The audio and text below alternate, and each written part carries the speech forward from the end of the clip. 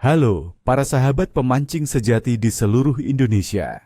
Selamat datang kembali di channel kesayangan kita, tempat kita berbagi ilmu dan semangat mancing. Saya Mas Bro, kembali hadir membawakan kabar gembira dan sedikit tantangan untuk prediksi kelesuan ikan di hari Jumat, tanggal 10 Oktober 2025 ini.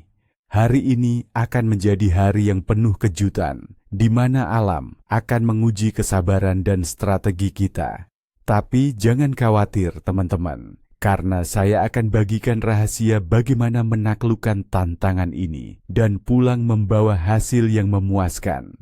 Cuaca ekstrim, tapi dengan fase bulan yang mendukung, ada potensi ikan-ikan besar bersembunyi menunggu umpan kita. Jadi, siapkan diri kalian. Untuk hari yang menantang ini, saya sudah pilih 3 jenis ikan yang paling potensial untuk kita taklukkan, yaitu ikan nila, lele, dan gabus. Mari kita bedah taktiknya satu persatu. Ikan nila, si licik yang gemar bersembunyi. Untuk ikan nila, di hari dengan cuaca seperti ini, mereka cenderung mencari area berstruktur dekat tepian yang tidak terlalu terpengaruh arus kuat hujan. Coba deh cari di balik rumpun eceng gondok yang rapat, di bawah dedaunan yang menggantung di tepi sungai, atau di perairan dangkal yang sedikit terlindung dari guyuran hujan. Saat hujan deras tiba, mereka mungkin bergerak sedikit lebih dalam untuk menghindari turbulensi. Untuk memancing nila, saya sarankan menggunakan teknik pelampung ringan dengan umpan lumut hijau segar atau cacing tanah. Kalau hujannya mulai deras, coba beralih ke teknik dasaran dengan umpan pelet ikan atau cacing. Ingat, presentasi umpan yang alami itu kuncinya. Ikan lele dan patin, pemburu air keruh yang agresif. Nah, untuk para pemburu lele dan patin, ini adalah waktu kalian bersinar. Ikan-ikan ini justru aktif di air keruh, dan saat tekanan udara turun, cari mereka di saluran air yang lebih dalam, di bawah jembatan, atau di dekat struktur yang tenggelam seperti batang pohon atau tumpukan batu. Untuk lele dan patin, teknik dasaran adalah sahabat terbaik kita. Gunakan umpan cacing, jeroan ayam, atau pelet dengan aroma amis yang kuat. Kalau kalian mancing di malam hari, mencoba pelampung dengan umpan anak ikan kecil juga bisa jadi jurus ampuh.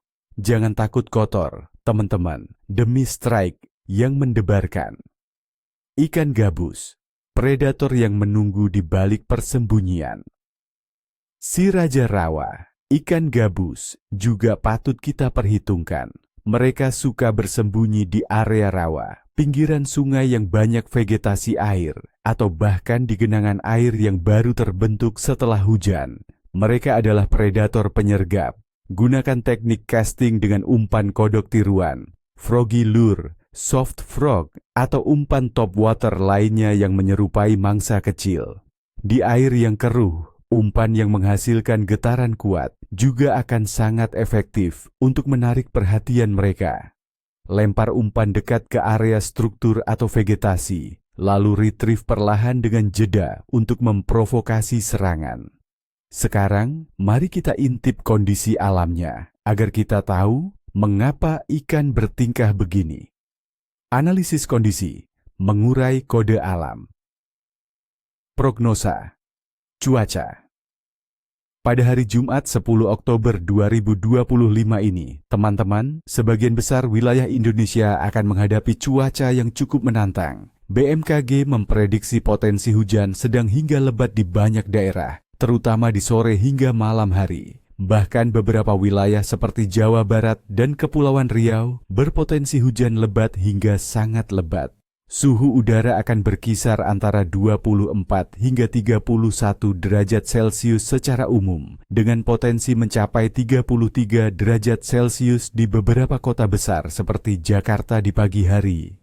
Tekanan atmosfer cenderung tidak stabil atau bahkan turun akibat sistem cuaca ini, dan ini bisa menjadi pemicu aktivitas ikan. Angin diperkirakan ringan hingga sedang, namun waspada terhadap hembusan kencang yang tiba-tiba saat badai hujan melanda. Suhu air. Suhu air di perairan Indonesia saat ini terpantau hangat, dengan suhu muka laut yang kondusif untuk pembentukan awan hujan. Suhu air tawar juga kemungkinan besar tetap hangat, sekitar 28 hingga 30 derajat Celcius. Air hangat ini dapat meningkatkan metabolisme ikan, membuat mereka lebih aktif mencari makan. Namun, turbulensi dan banjir bandang akibat hujan deras yang berkepanjangan dapat membuat ikan mencari tempat berlindung di area yang lebih stabil dan dalam. Fase bulan. Fase bulan pada 10 Oktober 2025 ini adalah waning gibbous atau paruh bungkuk tua. Iluminasi bulan diperkirakan sekitar 82 hingga 85,4%. Kita baru saja melewati fase bulan purnama pada tanggal 7 Oktober.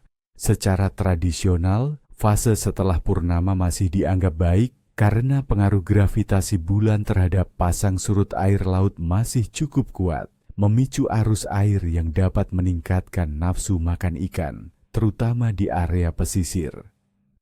Aktivitas ikan umum. Dengan semua kondisi ini, secara umum aktivitas ikan di tanggal ini bisa dibilang cukup menantang dengan potensi hasil yang baik jika strateginya tepat. Hujan deras mungkin membuat ikan mencari perlindungan di air yang lebih dalam atau di balik struktur.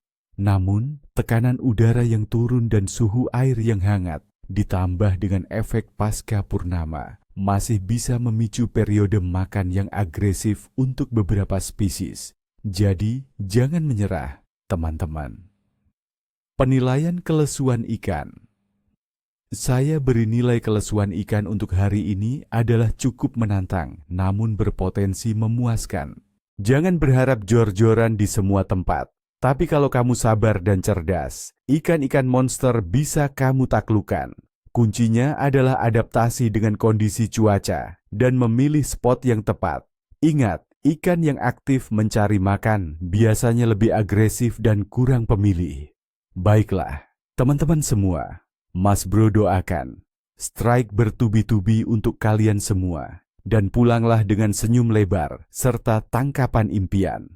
Ingat, tidak ada rotan akar pun jadi, tidak ada ikan besar, ikan kecil pun nikmat.